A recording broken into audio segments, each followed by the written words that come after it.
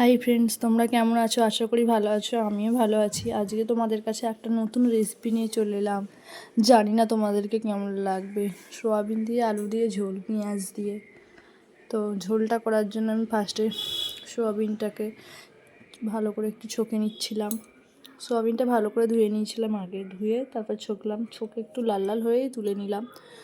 তুলে তারপরেতে আস্তে আস্তে তুললাম, তুলে তারপরে পেঁয়াজ দিলাম। পেঁয়াজটা একটু ভাজা ভাজা হয়ে গেলে রসুন দিলাম। রসুন দিয়ে একটু হলুদ দিলাম। আগে তেজপাতা আর পাঁচফোড়ন দিয়েছিলাম, তো সেটা বলা হয়নি। তারপরে ভালো করে ছকছিলাম।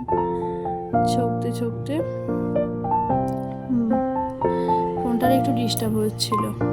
তো ছকতে ছকতে তারপরে আলুটা সিদ্ধ করা ছিল। আলুটা একটু সিদ্ধ করে নিয়েছিলাম একটু হালকা করে। তারপর আলুটা দিয়ে ভালো করে ছকছিলাম।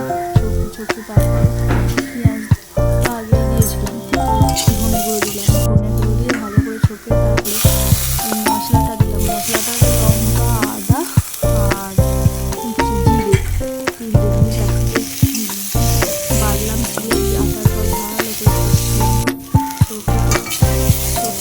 একটু ভালো করে কষা কষা করে ছকছিলাম। গন্ধ ছাড়িয়ে তারপরে একটু লবণ দিয়ে দিয়েছিলাম। লবণ দিয়ে তারপরে একটু ভালো করে কষছিলাম। রান্নাটা যেমন হলো তারপরে জল ঢেলে দিলাম।